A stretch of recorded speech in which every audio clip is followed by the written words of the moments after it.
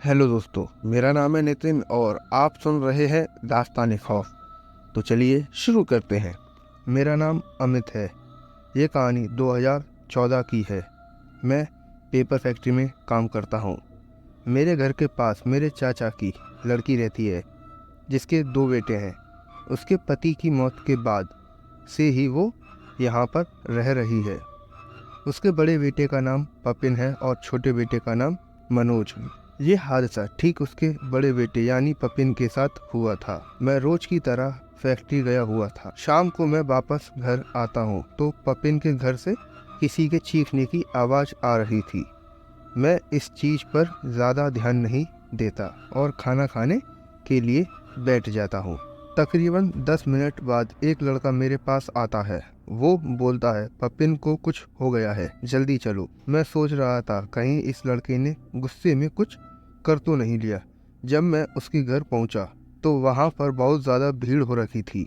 मैं जगह बना के जैसे तैसे कमरे के अंदर घुसता हूँ तो देखता हूँ पपिन को 4 लोगों ने पकड़ रखा है। पपिन की आंखें एकदम लाल हो रही थी, मानो उसकी आंखों में खून उतर आया हो। वो बहुत चीख और हंस रहा था। पपिन के सामने एक आदमी बैठा हुआ था जो कुछ मंत्र पढ़कर पानी पपिन के ऊपर फेंक रहा था। जब भी वो आदमी उसके ऊपर पानी डालता, पपिन को जिन्होंने पकड़ रखा था, पपिन उन्हें एक झटके में दूर फेंक देता। कुछ देर तक ऐसा ही चलता रहा। जो आदमी पपिन के सामने बैठा था वो पपिन से पूछता है, कौन है तू? क्यों परेशान कर रहा है इसको? पपिन कुछ भी नहीं बोलता। उस आदमी के पीछे रखी मेज पर एक बोतल थी जिसे वो बिना हाथ लगाए नीचे गिरा देता है। ये देख वो आदमी डर जाता है। वहाँ से उठकर बोलता है, ये मेरे बस से बाहर है, किसी और को बुलाइए। ये बोल के वो आदमी चला जाता है। उस आदमी के जाने के बाद पपिन बेहोश हो जाता है। हम उसे कमरे में लेटा देते हैं। मैं एक अघोरी बाबा को जानता था। मैं घर पर कुछ देर में आता हूँ बोलकर बाबा के पास जाता हूँ। बाबा मुझे देखते ही बोलते हैं वो एक जिन्न के काबू में है। उसने अपनी मर्जी से उस जिन्न को बुलाया है। ये सुन मैं उनके पैर पकड़ लेता हूँ, बाबा उसे बचा लो। बाबा बोलते हैं वो जिन्न खाली हाथ नहीं जाएगा।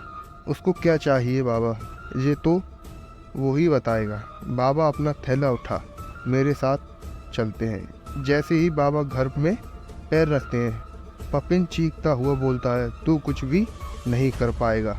बाबा बोलते हैं मुझे कुछ देर अकेला छोड़ दो। कुछ देर बाद बाबा बाहर आकर बोलते हैं, जाओ जल्दी से 21 किलो का एक बकरा लेकर आओ। मैं बाजार से 21 किलो का बकरा लाता हूँ। वो उसे अंदर ले जाते हैं। 3 घंटे बाद वो पपिन के साथ बाहर आते हैं। पपिन एकदम ठीक हो गया था। मैंने बाबा से पूछा, क्या हुआ, वो जिन चला गया क्या?